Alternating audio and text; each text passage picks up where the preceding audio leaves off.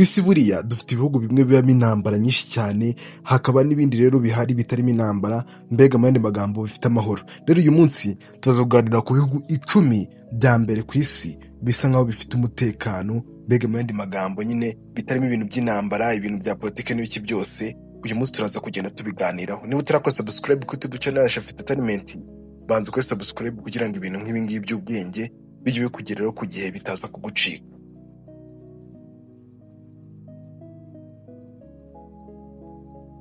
Aha nanone ndabiza kenshi mukunda kwibaza ko yose ni iki cyatuma nyine ibyo bihugu bisa nkaho bifite umutekano, wenda byaba bitekanye kubera ibyo bintu wenda najya nkubwira by'intambara n'ibiki byose. Ariko hano nyine ikintu cyangombwa, igihugu kigomba kuba mbere na mbere gifite umutekano mu buryo bwa public, mu baturage hatabonekamo ibintu by'ibyaha, ibintu byo kwangiza amategeko, batangiza amategeko nyine ku buryo usanga nk'abaturage bahura mu bintu by'imyigaragambyo, ibintu nk'ibyo ngibyo. Ahangaho uba usanga nta bihari cyane usanga nyine politike yabo ari ya politiki ihamye, mbese bashyira amategeko n'abaturage bayo bagatangira kuyashyira mu bikorwa bakayakurikiza. Ndetse uba usanga nta n'amakimbirane ibi bihugu bigirana n'ibindi bihugu by'ibituranyi baturanye wenda byo hanze yabyo, cyangwa se n'indani mu gihugu ugasanga abayobozi ntago bakunda kugirana amakimbirane ya hato na hatoya. Uba usanga inzego za polisi, inzego z'ubutabera n'inzego za sivile zikorana bya hafi, zumvikana mu bintu byose bari kugenda bapanga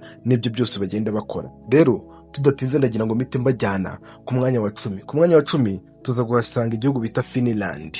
Iki gihugu impamvu kiza ku mwanya wa 10, buriya gikora ibintu neza cyane byo gushyira mu bikorwa itegeko ryagiye rishyirwaho, ryagiye rishyirwaho n'itegeko nshinga wenda ryabo ry'igihugu cyabo, bakabishyira mu bikorwa ku buryo bwiza, barangiza bagashyira no muri system y'ubutabera bakayikurikiza uko yagiye igenwa.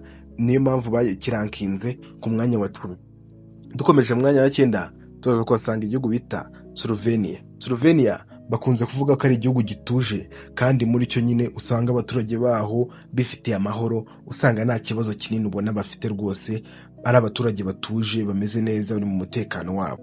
Hano ubundi ho usanga nta makimbirane akunze kugaragara indani mu gihugu, ugasanga hari umutekano n'ubundi udasanzwe, kuko ntago bakunzwe kuvuga ibintu by'intambara, ibintu byo guterana amagambo umuyobozi n'ibindi nk'ibyo ngibyo. Kandi ugasanga abantu baho bakunze kurama, bakunze kubaho igihe kinini. Nicyo kigaragaza rero ko nyine nta bikorwa wenda by'ubwicanyi bihabera, cyangwa se ibindi bikorwa bindi byatuma abantu bahangirikira, bakaba wenda banahasiga ubuzima bwabo, bakaba bapfa. Akaba ari n'igihugu gitoya. Ubundi ibihugu bitoya cyane bikunda kugira amahirwe y'uko nyine hakunda kubonekamo umutekano cyane.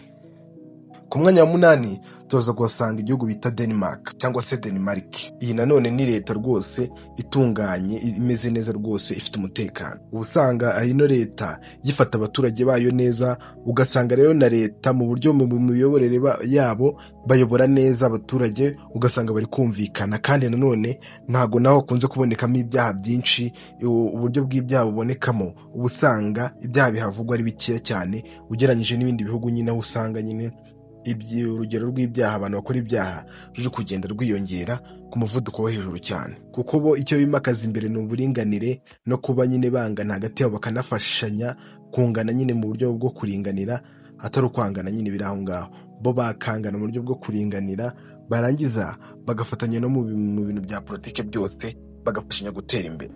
Ku mwanya wa 7 turaza kuhasanga igihugu cya Portugal. Ubundi kino gihugu bakunze kukivuga cyane ko ari igihugu cy'umutekano, kandi ari n'igihugu cyakira abantu. Buriya Portugal nayo iri mu bihugu bikunze gusurwa cyane, kandi urumva ahantu hasurwa ntago haba ari ahantu nyine hatari umutekano, hatari amahoro hagati y'abaturage. Abaturage ubundi akenshi bakunze kuba babanye mu cyizere, bizerana hagati yabo, ku buryo nta muturage ujya upfa guhemukira undi. Ariko usibye ko bitavuze ko nyine nta byaha na bike birahaba, ariko ugereranyije n'ahandi hantu uba usanga ibi byaha bihabera ari ibyaha bike cyane ugereranyije nyine n'ahandi hantu no mu bindi bihugu uko bigenda bikoramo ibyaha by'ubusanga urugero rw'ibyo byaha biri hasi. Ntibivuze ko nyine ibyo bihugu bidakora ibyaha, ahubwo ibyaha bihabera biza ku mwanya wo hasi, biza ku rugero rwo hasi, ku buryo nyine baretinga bakaza gusanga iki gihugu gikwiriye kujya ku mwanya wa 7, aricyo Portugal nyine. Ku mwanya wa 6 tudatinze hariho Singapore. Iyi Singapore ubundi muri Aziya yose, mu mugane wa Aziya urabizi ko isi ifite imigabane 7, hari za Amerika, Afurika, za Europe, harimo ibindi bihugu, iyindi migabane aho ngaho. Ubu usanga noneho muri Aziya, mu mugabane wa Aziya ho aricyo gihugu cyonyine kiza muri top 10 cyangwa se muri bihugu 10 bifite umutekano. Aziya yo ntabwo ikunze kuza mu bihugu bifite umutekano, sinzi impamvu, hakunda kubonekamo nyine ibibazo, gusa ntago ari nicyo gihugu cyonyine cyo muri Aziya cyaje muri top 10 y'ibihugu bishobora kuba bifite umutekano. Impamvu noneho cyo bakirankinga kikaza ku rugero rwo hejuru cyane, usanga ubundi bafite inyubako zigenewe abaturage nyinshi cyane, aho nyine bazamura urwego rw'isuku rwabo, ugasanga umujyi wabo rwose urakeye cyane, kandi naho nanone hakunda kuboneka ibyaha bikeya, ugasanga n'abantu barwanya amategeko cyangwa se bashaka guhiruka ubutegetsi nabo ntibakunze kuhaboneka.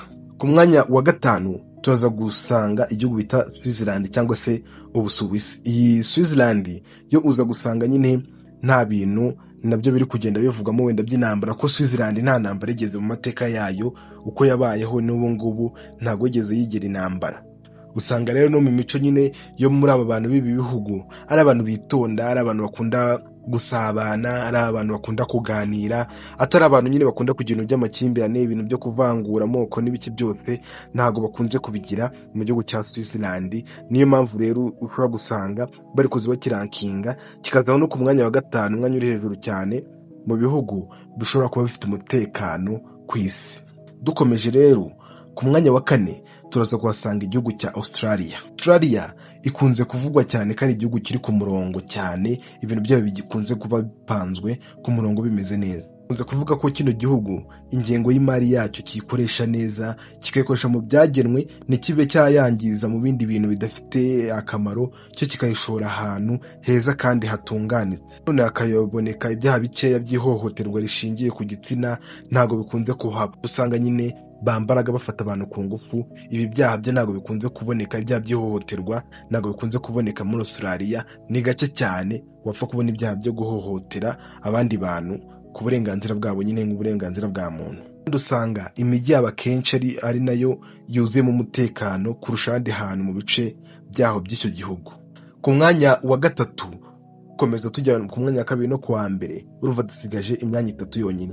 Ku mwanya wa 3 rero hariho igihugu bita New Zealand. New Zealand bavuga ko rwose ifite community ifite umutekano uhagije cyane, ku buryo noneho muri kwa kundi bapima wenda bakavuga ati turashaka kumenya urwego rw'ibyaha ibihugu bifite, bo bamaze gupima baje gusanga yo iri ku rwego rwo hasi cyane, ku buryo utapfa no kubitekereza. Ibyaha bihakorerwa biri ku rwego rwo hasi cyane, bigaragara nkaho ari hafi ya nabyo, kuko kino gihugu nyine bisa nkaho kiri kugaragara yuko gifite umutekano udasanzwe, ko nyine bishingiye no ku muco wabo. Ubusanga ibintu babipanga bashingiye ku muco, rero ugasanga nta bintu by'ingaruka mbi bigiye bizana cyangwa se byo kwangana hagati yabo. Oya, hari umutekano ugiye uhagije rwose. Ku mwanya wa 2 n'ubundi haracyakomeza kuza twa dugu dutoya by'ibihugu binini, harimo nka za Russia, za Amerika, ntago biri muri ino myanya rwose, nuze no gutegereza kuza kuba wabyumva. Ku mwanya wa 2 rero tuza gusanga igihugu cya Ireland. Benshi ibi bihugu mukunze kuba mutabizi, gusa nyine ni ngombwa kugira ngo mubimenye, kuba muri no kwigira hano ibintu byinshi. Ireland ubundi ivuga ko ari bimwe mu bihugu bishyira amategeko, ayo mategeko kandi akaza ari amategeko akakaye, anayobora neza cyane, bitewe n'abayishyizeho abayobozi babo, ukuntu baba bafite igitsure nyine ku baturage babo, ku buryo bakurikiza ibyo bababwiye. Kandi aha ngaha hakaza no gusangwamo ko abaturage babo n'abayobozi, kubera babayobozi bafite igitsure bakuru bo hejuru, badatuma abayobozi bo hasi bapfa kurya mu maruswa uko biboneye, ndetse nabo bakorana mu nzego badakunze kurya amaruswa cyane mu buryo bwo hejuru cyane. Akaba rero banahagaze neza mu buryo bw'ubukungu no mu buryo bwo gutanga serivisi, ugasanga bipromotinga cyangwa se bizamura kubana neza kw'abaturage, bigatuma rero umutekano nawo wiyongera ku buryo buri hejuru. Ku mwanya wa nyuma wongeye kubabwira, ariko akaba ari ku mwanya wa mbere nyine w'igihugu gifite umutekano cya mbere ku isi, nyine aricyo gihugu cya mbere ubu ngubu turi kuvugana, nicyo gihugu cya mbere ubu ngubu gifite umutekano ku isi, ni igihugu cya Iceland cyangwa se Iceland. Rero noneho igitangaje kuri Iceland, imaze imyaka myinshi cyane ari iyoboye n'ubundi ariko iri ku mwanya wo hejuru cyane. Muri Iceland rero barakubwira ngo hari kuboneka kw'ibyaha wenda by'ihohoterwa bakubwira ko bashyize ku ijanisha biri kuri 0%. Nta basirikare bafite wenda bigaragambye cyangwa se umutwe w'inyeshyamba uhari wo gutera ubwoba wenda igihugu n'ibiki byose, oya ibyo bintu byose ntago bihari. Bafite inzego zikorana neza mu buryo bw'umutekano, bakaringaniza ibintu byose, institution zose zikaba zikorana bya hafi kugira ngo umutekano bawuzane mu buzima bwabo bwa buri munsi, kandi bagakomeza gukorana communication mu buryo bwiza cyane. Ibi rero bikaba bibigira igihugu cya mbere gifite umutekano ku isi kandi gifite sekirite ihagije kurusha ibindi byose twagiye tubona, kurusha bya bindi nabwo byose za Amerika, Uburusiya, za Korea n'ibindi byose usanga bitari kubarizwamo ahangaha, bitewe yuko nyine murabizi ibintu bigenda biba muri bya bihugu. Usanga mu Burusiya hibereyemo ibintu by'intambara, na Amerika ibyayo murabizi cyane ibintu bikunze kuhabera. Rero icyo nababwira ni uko nyine ibi bihugu ubungubu turi kuvugana aribyo bigiye biyoboye ibihugu nyine bifite umutekano ku isi. Bya bindi watekekaga ko bishobora kuba bifite umutekano, wenda bishobora kuba bifite ubwirinzi, ariko umutekano wo nabyo kuba bitekanye, abaturage babo banezerewe, ntago birimo. Rero icyo usabwa no gukomeza ugakurikirana ibiganiro nk'ibi kugira ngo ibintu by'ubwenge bitajya bigucika, kandi nta kundi kugira ngo bitazagucika usibye gukora subscribe, urangiza ukarayikinga iyi video kugira ngo ibintu by'ubwenge nk'ibi ngibi bijye bikugira mu ba mbere, ko ari igihe bishobora kugeraho byashaje, mbese byaranahindutse ibintu nk'ibi ngibi. Rero ntabwo bikwiye kugucika, ugomba kuguma uri tayari witeguye kugira ngo bijye kugerera ku gihe. Rero banza ukore subscribe, ubundi ibindi uzajya ubireba. Ibintu by'ubwenge nibwo bikiza, ubu ni ahantu turagera. Kora subscribe, turi kumwe. Ciao ciao.